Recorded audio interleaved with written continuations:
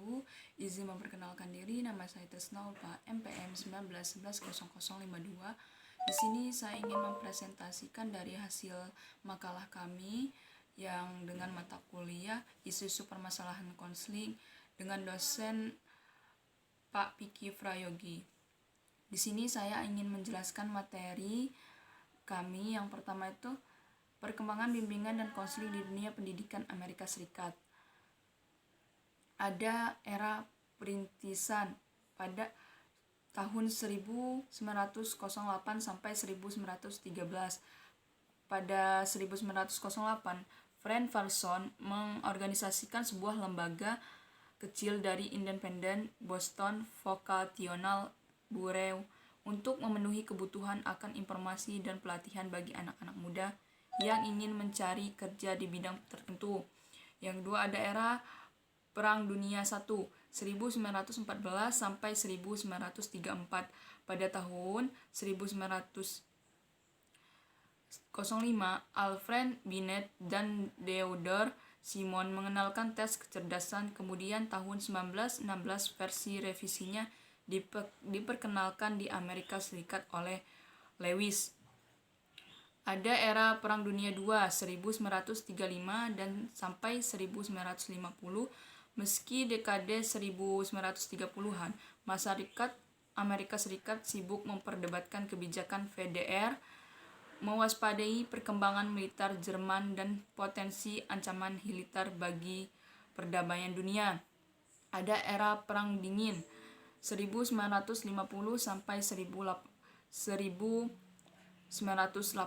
Pada tahun 1957, Uni Soviet menggemparkan dunia lantaran sukses meluncurkan satelit pertama manusia. Mungkin hanya itu yang dapat saya sampaikan, kurang dan lebihnya saya mohon maaf. Saya akhiri. Wassalamualaikum warahmatullahi wabarakatuh. Assalamualaikum warahmatullahi wabarakatuh. Izin memperkenalkan diri, nama saya Krisni, MPM 19110032. Baiklah, di sini saya akan melanjutkan presentasi dari teman saya, yaitu tentang perkembangan program BK secara yuridis.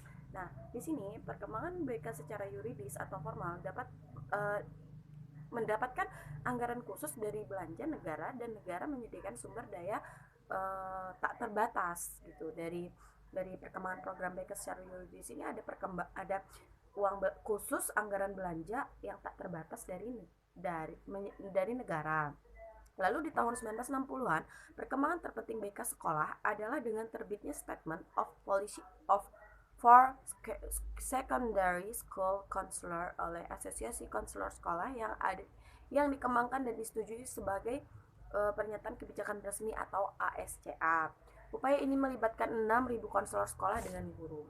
Lalu di 40 negara bagian plus District of Counseling setelah Kolombia telah mengesahkan legislasi untuk meresensi para konselor lingkup sekolah dan luar sekolah.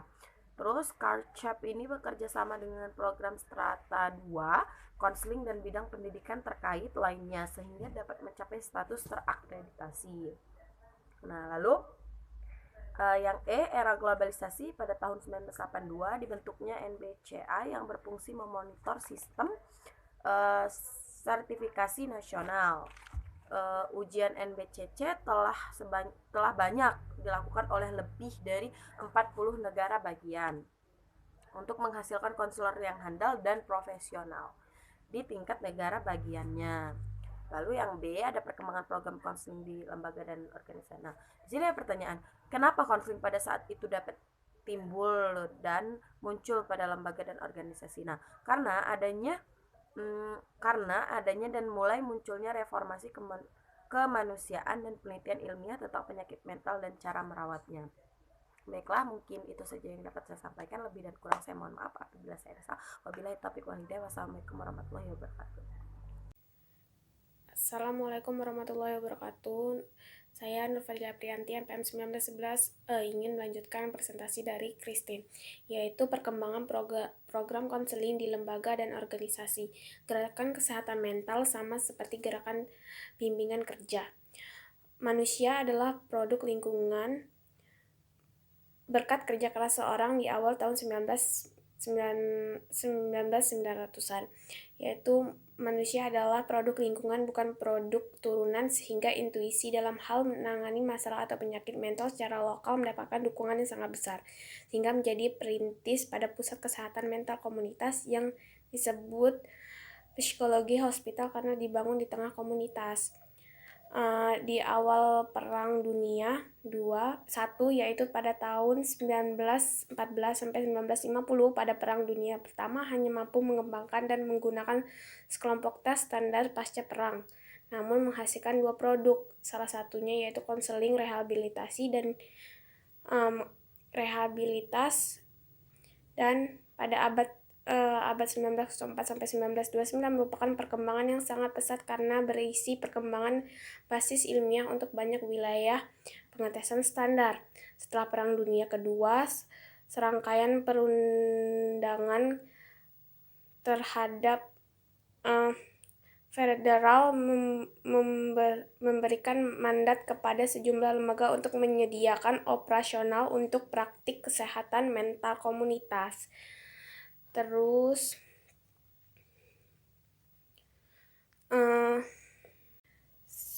selanjutnya pada masa Perang Dingin. Secara histori konseling komunitas telah muncul sejak tahun 1930, namun mulai ada spesialis sejak tahun 1950,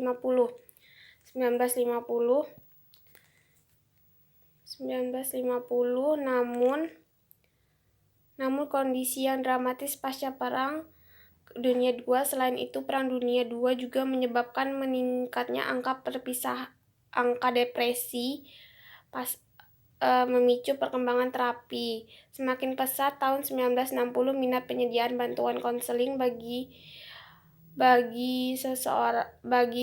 manusia berkembang seiring meningkatnya gaya hidup. Dan selanjutnya. Dan di era globalisasi tahun 1980 sampai sekarang. Pada akhir 1980, konseling, khususnya konseling adalah berkembang luas ke arah yang baru. Arah ini mencakup jangkauan layanan warga kurang mampu dan tunawisma. Pada tahun 1996, yang sangat penting bagi para profesional kesehatan mental, akte ini mencegah perencanaan program yang menempatkan pembiayaan berlebih karena menyematkan tanggung jawab biaya langganan kesehatan mental dengan biaya layanan medis.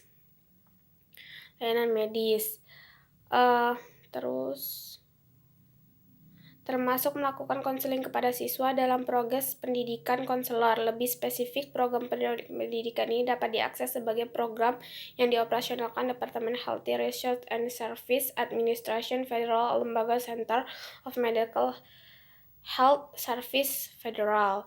Dan kesimpulan dari makalah ini ialah gerakan bimbingan dan konseling sekolah yang selama bertahun-tahun beroperasi secara unik di dalam pendidikan di Amerika Serikat diawali hanya berfokus pada bimbingan siswa untuk memilih karir dan penyesuaian pendidikan sekarang dengan karir yang akan dipilihnya nanti. Terus sementara itu, aspek publik atau komunitas gerakan kesehatan mental difokuskan pada pengguruan di rumah dan perawatan minimal, namun dimiliki di abad 19.